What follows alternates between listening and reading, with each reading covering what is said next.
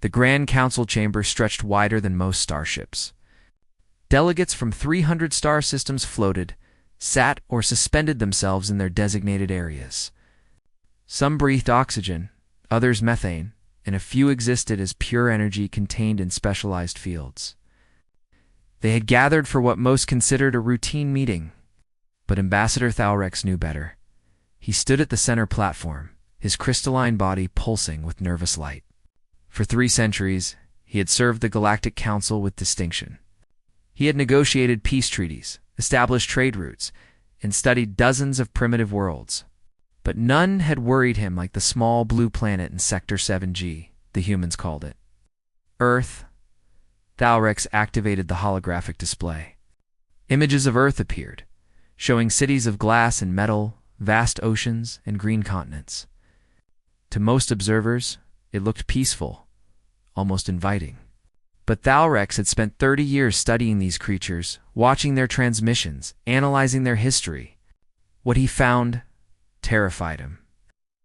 "Honored delegates," he began, his voice translated into hundreds of languages simultaneously.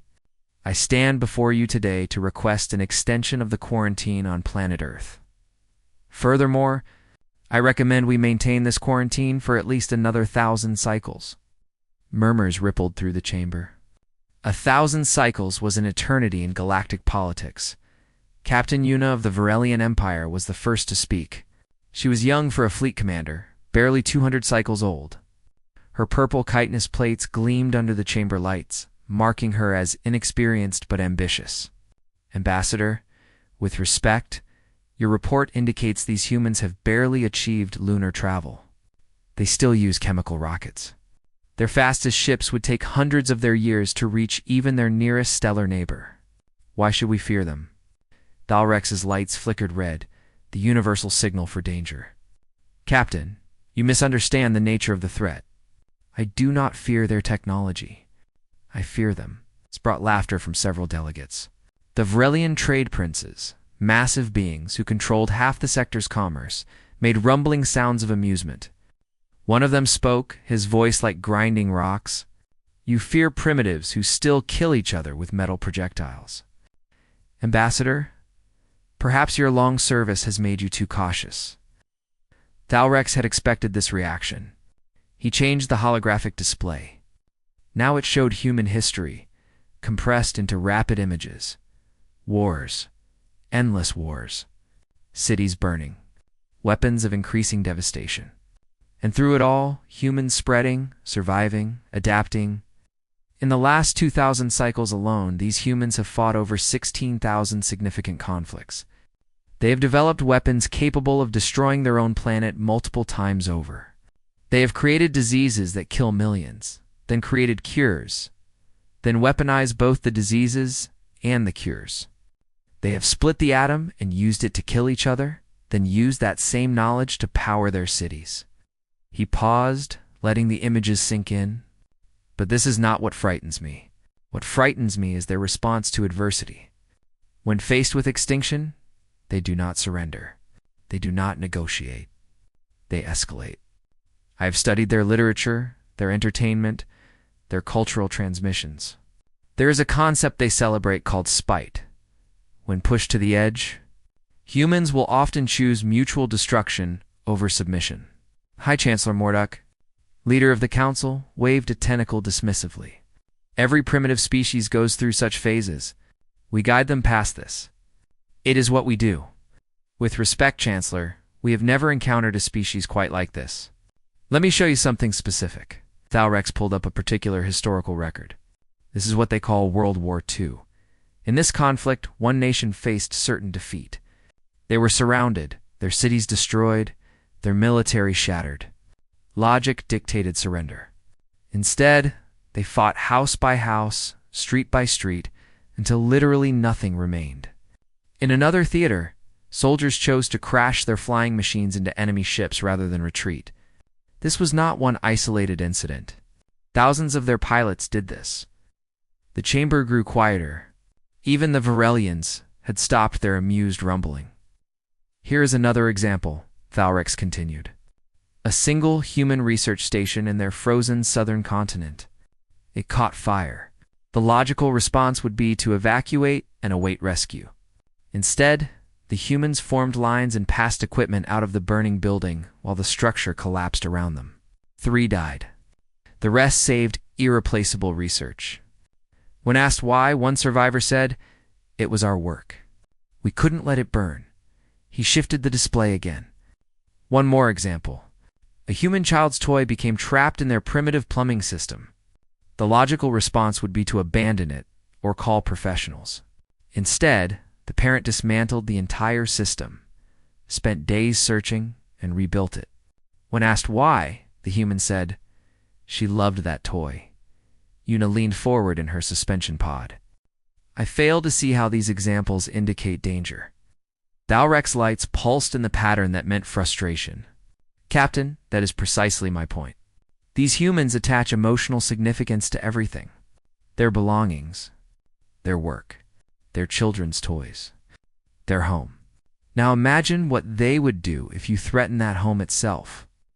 "We would defeat them," Una said simply. "My fleet has conquered 17 systems. My shields can withstand plasma temperatures that would vaporize their planet. Their primitive projectile weapons would not even register on our sensors." "You are thinking like a Vrelian," Thalrek said. "Humans do not think like you. They do not fight fair. They do not follow rules. They adapt. In every conflict I studied, the side with superior technology often lost to humans because the humans refused to fight the way their enemies expected. They invented new tactics. They weaponized things no one else considered weapons. They turned their enemies' strengths into weaknesses." He pulled up one final image. It showed a human soldier, wounded and exhausted, smiling at the camera. The caption beneath read, "They wanted to break us. They only made us angry."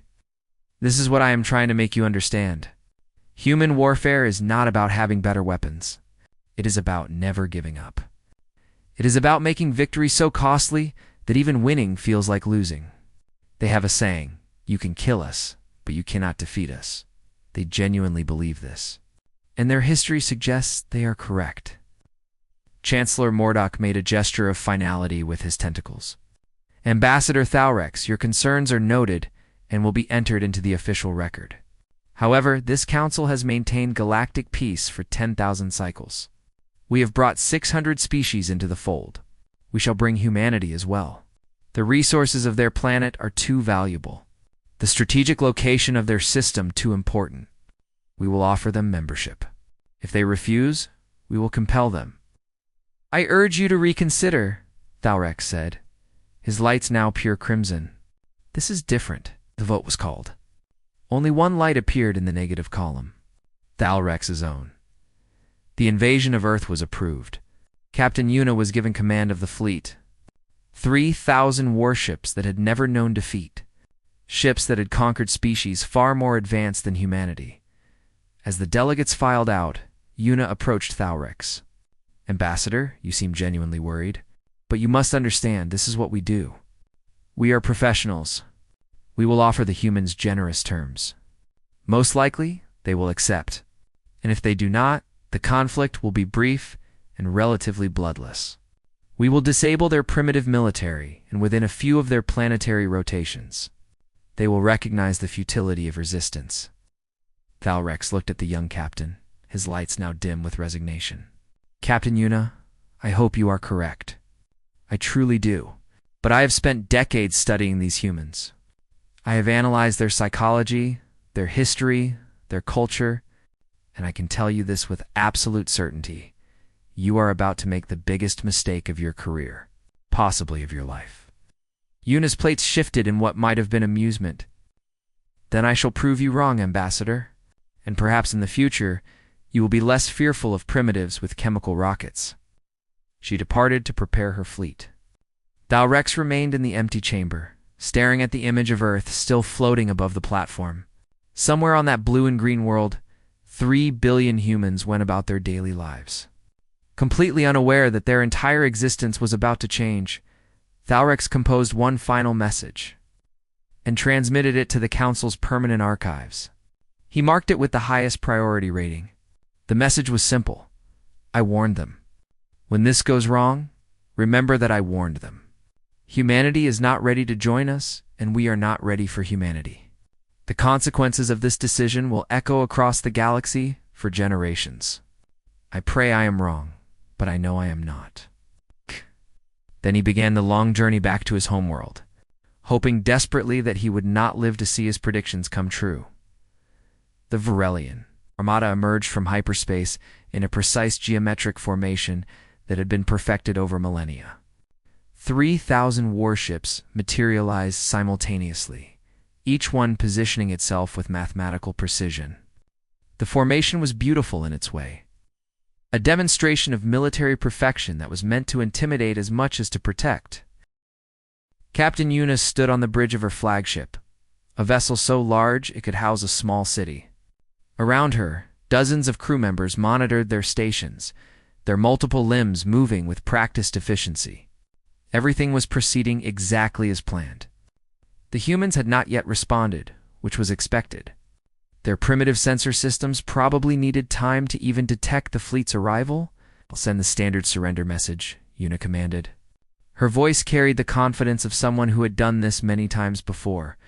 "Give them 14 of their planetary rotations to respond. Use all available frequencies and languages." Her communications officer worked for several minutes, translating the message into what the Varelians believed were the major human languages. The message was simple and had been used successfully on dozens of other worlds. Surrender peacefully, accept Galactic Council authority, and no harm would come to their world. Resist, and the consequences would be severe but measured. Standard procedure. The response, when it came, was not what Una expected. Instead of official government communications, her receivers picked up thousands of different broadcasts. Radio, television, digital transmissions, all in dozens of languages. Her translation system struggled to keep up, but the general message was clear. The humans were not surrendering. They were preparing, Captain her sensor officer said, his voice uncertain. "I am detecting massive movements on the planet's surface. Their military forces are mobilizing, but they are not taking defensive positions. They are moving toward their launch facilities." Eunice studied the tactical display with growing confusion. "They are going to launch against us. With their chemical rockets? Do they not understand the futility?" On Earth's surface, Colonel Day stood in a command center buried 300 meters beneath a mountain. Around him, screens showed the alien fleet in orbit. They were beautiful ships. He had to admit, elegant, powerful, completely invincible by any conventional measure, which was exactly why he was not planning to fight conventionally. "Status on the orbital platforms?" he asked his second in command. "All systems armed and ready, sir." "But sir, I have to ask again, are we really going to do this? These weapons were never meant to be used. They were deterrents. Political tools." Day turned to face the younger officer. "Lieutenant, those ships up there came to conquer our world. They think we will surrender because they have better technology. They think we will calculate the odds and decide resistance is illogical. They do not understand that humans are not logical when it comes to our home." He pulled up a map showing the positions of their orbital defense platforms, weapons that had been placed in space during the last major arms race between human nations. Nuclear missiles, designed to destroy other human satellites and, in theory, to deter invasion. No one had ever believed they would face an actual alien invasion. "We have a saying, Lieutenant. When someone comes to your house with bad intentions, you do not negotiate. You make them regret entering. Send the authorization codes to all platforms. Tell every nation on Earth to launch everything they have. And I mean everything." The lieutenant's hand shook as he entered the codes. "Sir, we are talking about over 200 nuclear weapons. The electromagnetic pulse alone will fry every satellite in orbit, including our own." "I know," Day said calmly. "Do it anyway." Una was reviewing the surrender terms when her tactical display erupted in warnings. "Captain, multiple launches detected from the planetary surface. Counting. Over 200 separate projectiles?" She actually laughed. "They're launching their missiles. At us." Those primitive chemical weapons cannot even reach our shield's effective range. Let them waste their arsenal. It will make our point more clearly when they see their weapons are useless. Her weapon officer looked uncertain. Captain, sensors indicate these are nuclear weapons. Should we engage point defense? Nuclear. Yuna's amusement faded slightly. Nuclear weapons were powerful by primitive standards, but against Relian shields, they were meaningless. No, let them detonate. Let the humans see for themselves that their most powerful weapons cannot harm us. It will break their morale faster than any weapon we possess. She would regret that decision for the rest of her life. The first wave of missiles reached the fleet and detonated simultaneously. Not against the shields as Yuna expected, but around them. Nuclear fireballs bloomed in the vacuum of space, and for a moment nothing seemed to happen. The shields held. The ships were undamaged. Then the electromagnetic pulse hit. Varelian shields were marvels of technology, designed to deflect plasma, particle beams, kinetic projectiles, and energy weapons. They could withstand the heat of a star's corona. They could shrug off antimatter explosions. But they were never designed to handle the specific type of electromagnetic interference created by nuclear weapons, detonated in a specific pattern at a specific distance. The shields did not fail. They overloaded. Captain. Forward fleet reports total systems failure. The weapons officer's voice was panicked now. Shields are down. Power systems offline. 200 ships are dead in space. Yuna stared at the tactical display in disbelief. 200 ships. Gone. Not destroyed, but disabled. Helpless. And the humans were not finished. Second wave detected.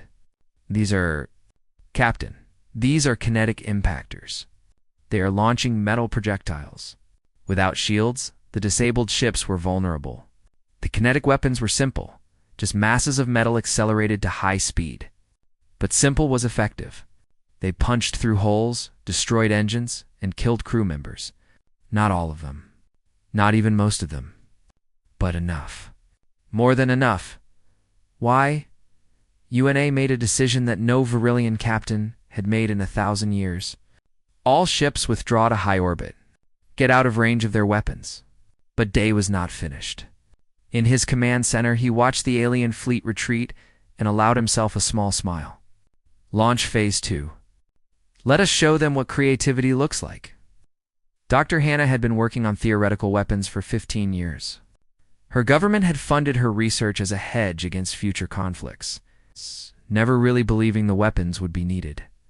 She had published papers on quantum mechanics, on the nature of space-time, on possibilities that most scientists considered interesting but impractical. Now, watching the alien fleet regroup in high orbit, she activated her prototype.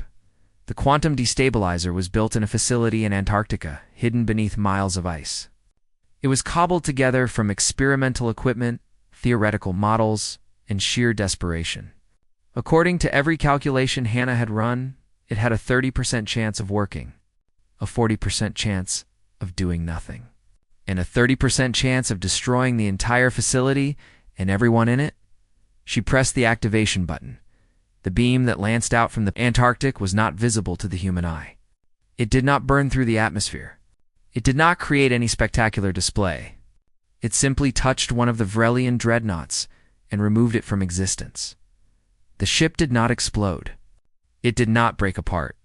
One moment it was there, a massive construct of metal and technology. The next moment, there was only empty space. Not even debris remained. On Yuna's bridge, alarms screamed. What was that? What just happened? Her science officer was frantically working his console, his limbs moving faster than Yuna had ever seen. Captain, they collapsed localized space-time. They removed a section of our reality. That is third-tier technology. That should be impossible for a species at their development level. Yuna felt something she had never experienced in combat before. Fear. Real, genuine fear. How many of these weapons do they have? Unknown, Captain. But if they can do that, what else can they do? As if in answer, the tactical display lit up with new threats. Biological weapons launched into orbit, designed to evolve and adapt faster than any scanning system could analyze them. Cyber warfare attacks that turned the Vrelians' own automated systems against them. And strangest of all, the humans began launching their own space debris at the fleet, turning their own orbital garbage into weapons. Captain. Request permission to land ground forces, her army commander requested. We can take their surface installations and eliminate these weapons at their source. Yuna wanted to say no. Every instinct screamed that this was a trap. But she had orders, and she had her pride. Approved. Begin landing operations in their major population centers. Show overwhelming force. Make them understand resistance is futile. The first dropships descended toward a city called Seoul. Inside one of those ships, Vrelian shock troops prepared for what they expected to be a routine operation. They had the best armor in the galaxy. Weapons that could level buildings. Training that took decades to complete. They had never faced. Lieutenant Jiwon and her soldiers. Jiwon stood in the ruins of what had been a shopping district 3 hours ago. Her exosuit was old, held together with spare parts and determination. It could not match the Vrelian armor in any measurable way. It was slower, weaker, and had less firepower. But it was built by humans. For humans, in factories that could produce replacements in days instead of months. Here they come, she said to her squad. Remember the plan? We do not try to fight them head-on. We make them chase us. We make them expend ammunition. We make them tired. And when they are tired, we show them what humans do best.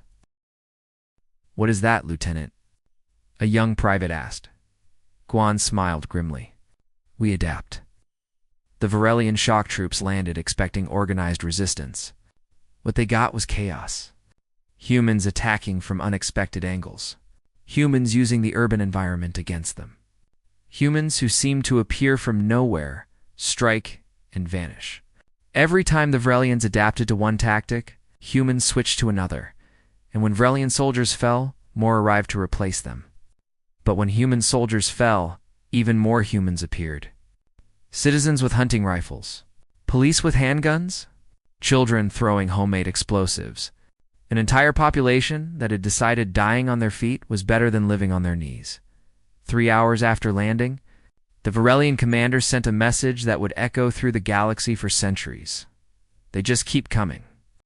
Every one we kill, 3 more take their place. They do not fear death. They weaponize it. Captain Yuna read that message and finally understood what Ambassador Thalrex had tried to warn them about. She was not fighting an army. She was fighting an entire species that had decided resistance was the only option, no matter the cost. 6 days after the invasion began, Captain Yuna found herself staring at casualty reports that made no sense. Her fleet had lost 800 ships. Not disabled. Lost. Gone forever. Her ground forces had suffered 40% casualties in urban combat. And worst of all, the humans were getting better at fighting them. She sat in her command chair. She no longer felt as comfortable as it once had.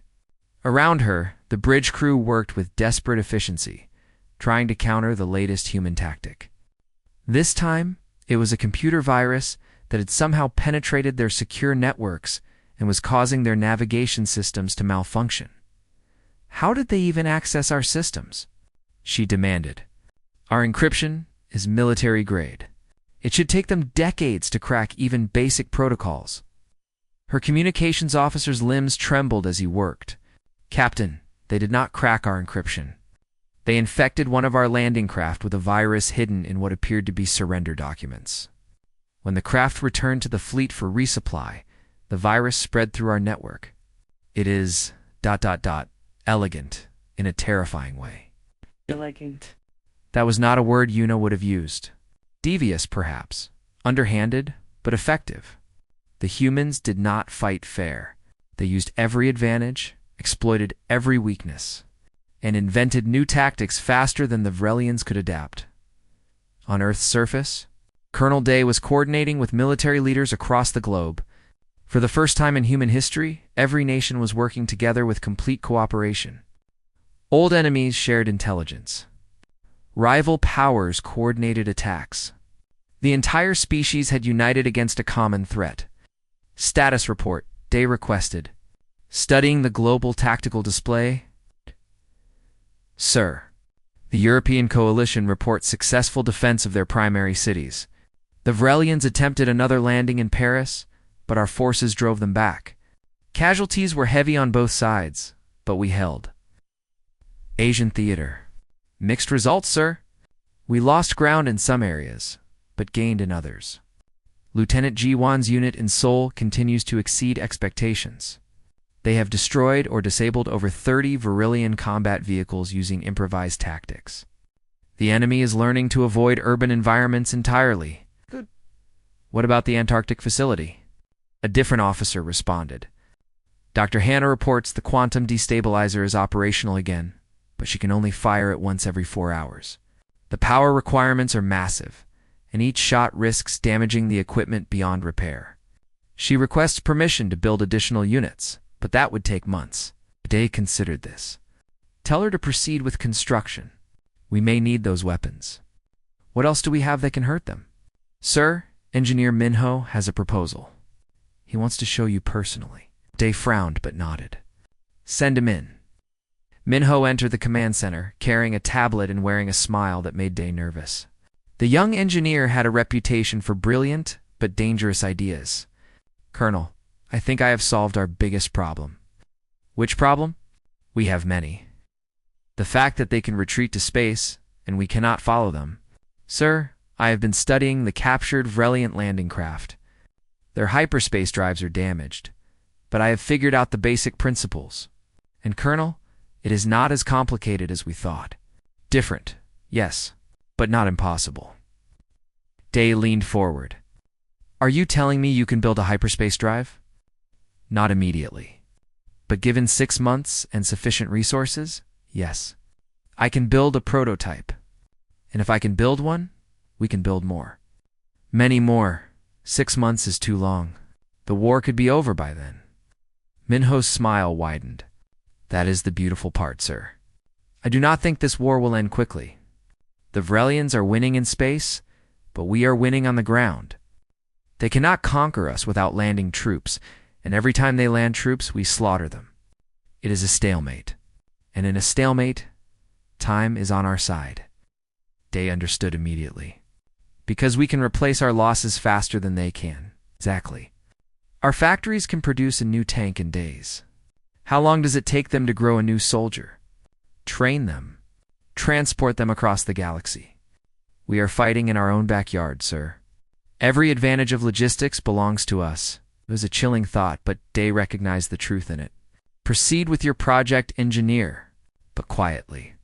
If the Vrelians learn we are developing hyperspace capability, they may decide to destroy the planet rather than risk us acquiring that technology. Minho departed, and Day returned his attention to the global tactical situation.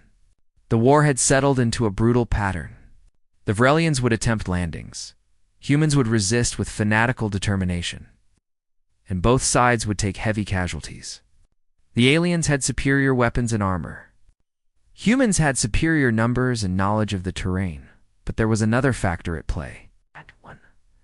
That Day had not fully appreciated until recently. Human creativity. Lieutenant Jiwan had become something of a legend among the ground forces. Her unit had faced impossible odds repeatedly and survived through unconventional tactics. Now, as she led her soldiers through the ruins of Seoul, she was planning her most audacious operation yet. You want to do what? Her squad leader asked, staring at her incredulously. I want to capture a Vrelian command vehicle. Intact, Lieutenant. That is suicide. Those vehicles are heavily armored and protected by their best troops. We barely survive fighting their regular soldiers. Their command units are elite. Guan smiled. Which is exactly why they will not expect us to try. They think we are desperate defenders just trying to survive. They do not know we are hunters. She outlined her plan. It was insane, risky, and violated every conventional military doctrine. Her squad leader loved it. 3 days later, a Vrelian command vehicle was conducting operations in what had been a residential district. The area appeared abandoned. Sensors showed no human life signs. The perfect location for a temporary command post. The trap was sprung with devastating efficiency. Explosives hidden in the rubble disabled the vehicle's mobility. EMP devices, jury-rigged from captured Vrelian equipment, shut down its shields. And then Ji-Wan's unit emerged from hiding places that should not have concealed anything larger than a rat. The battle lasted 11 minutes. When it was over, Guan stood inside a captured Vrelian command vehicle, surrounded by alien technology and one very much alive Vrelian commander. "You are going to help us," she told the alien through a translation device. "You are going to teach us how your systems work, how your tactics work, how your command structure works." The Vrelian commander's limbs made a gesture that the translator interpreted as contempt. "I will tell you nothing. I am a soldier of the Empire. I do not surrender to primitives." Juan pulled up a chair and sat down, her battered exosuit creaking. "You misunderstand. I am not asking you to betray your people. I am asking you to help us understand them. Because here's the situation. We cannot defeat you in space. You cannot defeat us on the ground. This war will drag on until one side collapses. Every day, more of your soldiers die. Every day, more of my people die. I want it to stop, then surrender. Cannot. Will not. You came to our home uninvited. You tried to conquer us. We will never forgive that. But maybe, just maybe, we can find a way to end this without both sides bleeding to death." The Vrelian was silent for a long moment. "You are young for a commander. Young and foolish, perhaps, but I am the one holding this vehicle, and you are the one who is captured. So maybe you should consider that human foolishness is more effective than Vrelian wisdom." While Ji-Wan negotiated with her prisoner, Dr. Hannah was conducting her own experiments in Antarctica. The quantum destabilizer had proven terrifyingly effective, but it had a major problem. Each shot drained power reserves that took hours to replenish. She needed a better solution. Working with a team of scientists from multiple countries, she began exploring the captured Vrelian technology. The aliens used a form of energy manipulation that was fundamentally different from human approaches. Not better, not worse, just different. And in that difference, Hannah saw opportunity. "What if we combined our approaches?" she asked her team. "Their energy systems are more efficient, but our quantum mechanics understanding allows for effects they have never considered. What if we built a hybrid?" Her lead assistant, a physicist from India, looked skeptical. "That would require completely reworking our theoretical models. And we would be working with equipment we barely understand," as Hannah agreed. "But we are humans. Working with things we barely understand is what we do best. How do you think we invented half our technology? Trial, error, and stubborn refusal to accept failure. The work was dangerous, exhausting, and frustrating. Equipment exploded. Calculations proved wrong. 3 times they nearly destroyed the entire facility. But slowly, painfully, progress was made. Meanwhile, Captain Yuna was receiving reports that made her question everything she thought she knew about warfare. The humans were not just defending anymore. They were counterattacking, raiding Vrelian supply depots, destroying communication relays, even attacking her ships when they came too close to the atmosphere. "Captain, the Council is demanding an explanation for our losses," her second officer reported. "High Chancellor Mordok wants to know why we have not achieved victory yet." Yuna laughed, and it was not a pleasant sound. "Tell the Chancellor that we are fighting a species that turns children's toys into weapons. That builds bombs from common household items. That treats death as an inconvenience rather than an ending. Tell him that Ambassador Thalrex was absolutely right, and we should have listened." "Captain, I cannot tell him that." "No, I suppose you cannot. Tell him we are making progress. Tell him victory is assured. Tell him whatever allows you to sleep at night." But Yuna did not sleep well anymore. Her dreams were haunted by images of human soldiers who kept fighting even when wounded, even when defeat was certain, by cities that refused to surrender even when surrounded, by a species that seemed to view impossible odds as a challenge rather than a deterrent. She sent a private message to Ambassador Thalrex. It was brief. You were right. I was wrong. What do I do now? The response took 3 days to arrive. Retreat. Before they learn to follow you home? Because they will learn, Captain. Humans always learn. It is what makes them terrifying. But retreat was not an option. The Council had committed too many resources. Retreat would mean admitting defeat at the hands of primitives. Political suicide. So the war continued, grinding on with neither side able to claim victory. And in his workshop, Engineer Minho stared at a piece of Vrelian technology and smiled. He had just figured out the final piece of the puzzle. The hyperspace equations worked. He could build a drive. He could send a ship beyond Earth's solar system. Humanity was about to become an interstellar species. They were going to do it in 6 months instead of 6 centuries. The Vrelians had unwittingly given them the keys to the galaxy. Time to show them what happens when you corner a creative species, Minho muttered. Already drafting plans for humanity's first true warship? Ambassador. Larix materialized on Captain Yunez's flagship 90 days after the invasion began. The young Vrelian captain, who had been so confident now, looked like she had aged several lifetimes. Her purple plates had dulled to a sickly gray color, and her limbs moved with exhausted slowness. Ambassador, she greeted him. Thank you for coming. Slarix's lights pulsed with a mixture of sympathy and resignation. You requested my presence. I assume things are not going as planned? Yuna laughed bitterly. That is an understatement. Please, follow me to the tactical center. You need to see this. The tactical display showed Earth surrounded by debris. Wrecked ships from both sides floated in orbit like monuments to failed strategies. But what caught Thalrex's attention was the updated casualty figures. The Vrelians had lost 1,200 ships, 60% of the invasion fleet gone. How? He asked simply. Every way imaginable, Yuna replied. They adapted to our tactics. They reverse-engineered our technology. They turned our own weapons against us. And they never, ever stop coming. Ambassador, I have been a military commander for 70 cycles. I have studied warfare for my entire life. And I have never seen anything like this. She pulled up combat footage. Thalrex watched in silence as human soldiers fought with weapons that should not have worked, using tactics that violated every conventional military doctrine, succeeding through sheer determination and creativity. This was our attempt to secure a major city, Yuna explained. We sent in 2,000 elite troops. The humans were outnumbered 3-1. We had better weapons, better armor, better training. We should have one in ours. Instead, we lost 800 soldiers and retreated after 3 days. What happened? Everything. The humans used the urban environment against us. Buildings became weapons when they collapsed them on our troops. Water mains became bombs when they flooded areas we were using as staging grounds. They hacked our communications and fed us false information.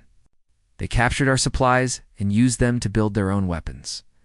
And when we thought we had them cornered, they simply abandoned the city through underground tunnels we did not know existed and reappeared behind our lines. Thalrex watched more footage. A human soldier, badly wounded, using his last moments to detonate explosives that destroyed 3 Vrelian combat vehicles. A group of human civilians building barricades and fighting trained soldiers with improvised weapons.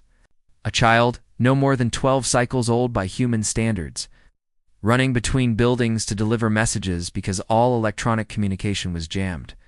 They do not fight like soldiers, Yuna said quietly. They fight like their entire species depends on every battle, because to them, it does. This is not about territory or resources or politics. This is about survival, and humans are very good at surviving. I tried to warn the Council, Thalrex said. I studied these creatures for 3 decades. I knew this would happen. How? How did you know? Thalrex's lights shifted to a pattern of contemplation, because I looked at their history. Really looked. Every species we have encountered goes through phases of development. Primitive warfare, industrial warfare, information warfare. Then they mature past warfare entirely. Humans have not followed that pattern. They have refined warfare into an art form. They study it. They practice it. They glorify it in their entertainment. Not because they are evil, but because their entire evolutionary history has been one of overcoming impossible odds. He pulled up his own data on the display. Look at their legends. Their heroes. Almost without exception, their greatest heroes are those who faced overwhelming opposition and won anyway, or those who faced certain death and chose to fight despite it. This is not an aberration in human culture. It is the foundation of their culture. Una sat down heavily. What do I do, Ambassador? The Council is demanding victory. But every day we fight them, we lose more ships, more soldiers, and they are learning from us. They are building weapons based on our technology. They have cracked our encryption. They have adapted to our tactics. If this continues, they will surpass us technologically within a year. That is the other thing about humans, Thalrex said. They accelerate. When faced with a challenge, they do not slowly work toward a solution. They pour every resource into solving it immediately, and they learn from failure faster than any species I have studied. So what do? Una repeated. You retreat. You go back to the Council and tell them this war is unwinnable. You recommend immediate peace negotiations. And you pray that the humans are willing to negotiate rather than retaliate. They will never accept that. The Council has invested too much. Admitting defeat to a primitive species would destroy our political structure. Thalrex's S-lights flashed red. Then you are all fools. Because the alternative is worse than political embarrassment. The alternative is that humanity develops interstellar capability and decides to bring this war to your worlds. Una was about to respond when alarms screamed throughout the ship. Captain, emergency. A human transmission is coming through on all frequencies. It is being broadcast directly to the Council, to the fleet, to everyone in the sector. On screen, Una ordered. The display showed a human in a military uniform. The translator identified him as Colonel Day. He looked tired but determined. Behind him, Una could see a command center, filled with human officers and equipment that looked disturbingly more advanced than it had 3 months ago. People of the Vrelian Empire and members of the Galactic Council, Day began. My name is Colonel Day, speaking on behalf of the United Earth Defense Force. For 90 days, you have attempted to conquer our world. You have killed thousands of our people. You have destroyed our cities. You have tried to break our spirit. You have failed. He paused, letting that sink in. You came to our home with 3,000 ships. You came with superior weapons and technology. You came believing we would surrender when faced with overwhelming force. You did not understand humanity. You did not understand that we will never surrender. Not when our homes are threatened. Not when our children are in danger. Not ever. The image changed to show battles from the war. Reliant ships being destroyed. Troops retreating. The quantum destabilizer, removing ships from existence. We have learned from you. We have studied your technology. We have adapted your weapons to our needs. And now, we have surpassed you in ways you did not think possible. The image changed again, and Una felt her limbs go numb. It showed a human ship, crude, ugly, clearly built in haste. But it was in space, far beyond Earth's orbit, and it was generating a hyperspace field. This is humanity's first interstellar vessel, Day continued. We built it in 90 days using technology we barely understood 3 months ago. It is not elegant. It is not beautiful, but it works. And we are building more. 20 ships are currently under construction. In 6 months, we will have 50. In a year, we will have 200. He leaned closer to the camera. You know where our world is? Now we know where your worlds are. We have access to your navigation data. We know the location of every council member's homeworld. We know your trade routes. We know your military installations. You came to conquer us, and we have the capability to return the favor. Una wanted to believe it was a bluff, but she had seen too much human capability in the last 3 months to doubt them. However, Day said, his tone softening slightly, humanity does not seek war with the galaxy. We never wanted this conflict. We only wanted to be left alone, so here's our offer. Withdraw your forces from our system immediately. Acknowledge Earth as a sovereign world, and we will not pursue this war beyond our borders. Fuse, and we will show you what happens when you teach a species to fight among the stars." The transmission ended. The tactical center was silent for a long moment. "Can they really do it?" Juna asked her science officer. "Can they build a fleet in that time frame?" "Captain, they built a quantum destabilizer in weeks. They reverse-engineered our hyperspace drives in months. They have adapted to every challenge we have presented. Yes, I believe they can do it. And Captain, if they bring this war to our worlds, it will not be a clean military conquest. It will be the kind of brutal, innovative warfare they have shown here. Our civilians are not prepared for that." Solrek's lights pulsed in a pattern of vindication mixed with sadness. "I warned them. I told them humans were dangerous, not because of their technology, but because of their mindset. They have now proven me correct in the worst way possible." Yuno made a decision. "Open a channel to High Chancellor Mordock. Emergency priority." The connection took several minutes to establish. When the Chancellor appeared on screen, his tentacles were writhing with agitation. "Captain Yuna, I have received the human transmission. This is unacceptable. You will eliminate their shipbuilding facilities immediately. Destroy their capacity to threaten us." "With respect, Chancellor, I cannot. If we escalate further, they will launch everything they have. Our fleet cannot survive another major engagement. And Chancellor, you need to understand something. They are not bluffing. If we force them, they will bring this war to Council space, and we will lose. Impossible. We are the Galactic Council. We have maintained order for 10,000 cycles." "And they are humans," Yuna replied. "And in 90 days, they have gone from a primitive species to one capable of interstellar warfare." "In 90 days, Chancellor? How long did it take us? How long did it take any species?" The Chancellor's tentacles stilled. "What are you saying?" "I'm saying Ambassador Thalrix was right. I am saying we made a terrible mistake. I am saying we need to negotiate peace before humanity decides negotiation is no longer an option." On Earth, Engineer Minho stood in a shipyard that had been built in record time. Around him, workers swarmed over the framework of humanity's second interstellar ship. This one was larger than the prototype, better designed, more heavily armed. "How long until it is operational?" Colonel Day asked, standing beside him. 3 weeks. "And sir, we are getting better at this. The third ship will be done in 2 weeks. The fourth, in 10 days. We are learning, sir. Learning faster than they can adapt." Day nodded slowly. "Good, because I do not think they will surrender easily. Pride is a powerful thing, even among aliens. Sir, do you really think we can fight? The entire galaxy if we have to." Day looked at the partially constructed warship. "I hope we do not have to find out. But if we do, yes, I think we can. Because we are humans, Engineer. We do not know how to quit.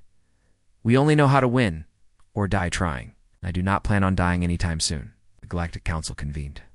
In emergency session, 30 days after humanity's ultimatum, every delegate was present, either physically or through holographic projection. The massive chamber buzzed with conversation in hundreds of languages. Fear had a universal sound, regardless of the species speaking it. High Chancellor Mordock called the assembly to order, his tentacles making sharp gestures of authority. But Ambassador Thalrex noticed the Chancellor's movements were less confident than usual. The invasion of Earth had shaken the Council's fundamental assumptions about the galaxy. "We face an unprecedented situation," Mordock began. "Primitive. Species has not only resisted our peacekeeping forces, but has developed interstellar capability in less than 1 standard galactic year. They now threaten to bring warfare to Council space. We must decide our response." Captain Yuna stood to address the chamber. She looked different from the confident young officer who had left to conquer Earth. War had aged her, taught her humility, and given her nightmares she would carry forever. "Honored delegates, I commanded the invasion fleet. I take full responsibility for our losses. But I must tell you truthfully, we did not lose because of military incompetence. We lost because we fundamentally misunderstood our opponent." She activated a holographic display showing footage from the war. Delegates watched in silence as human soldiers fought with a ferocity none had witnessed before. Cities defended street by street, civilians building weapons from household items, children running messages under enemy fire, an entire species that had united against a common threat.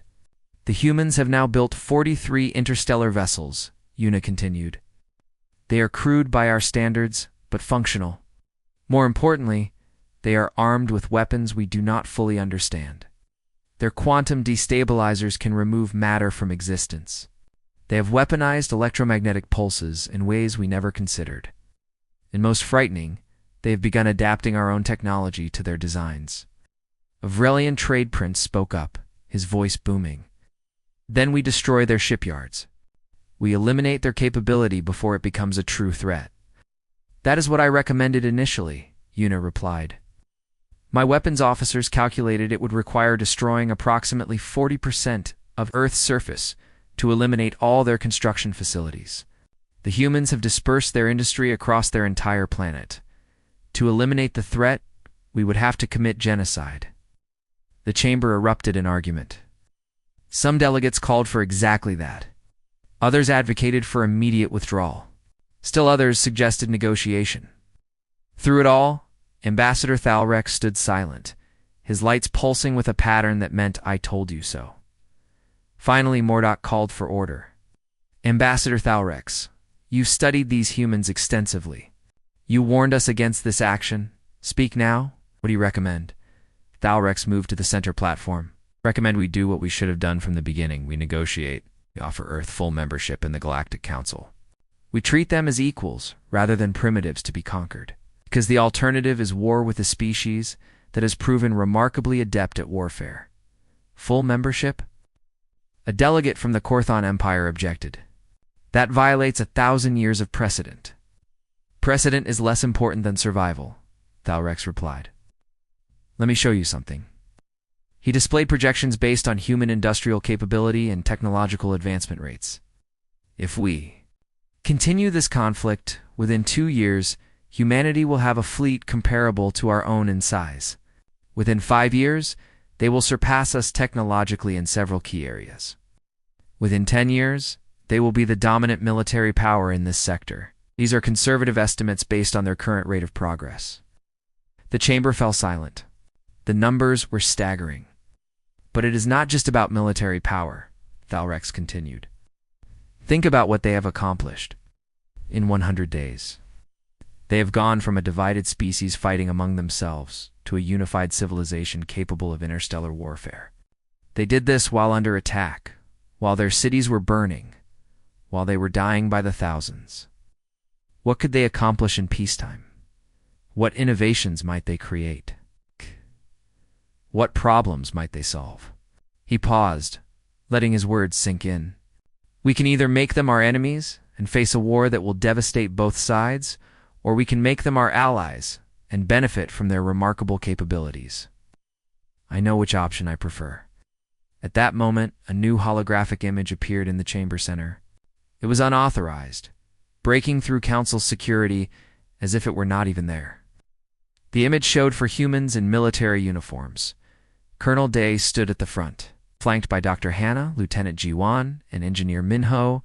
Behind them, through a large viewport, delegates could see Earth and the growing fleet of human warships in orbit.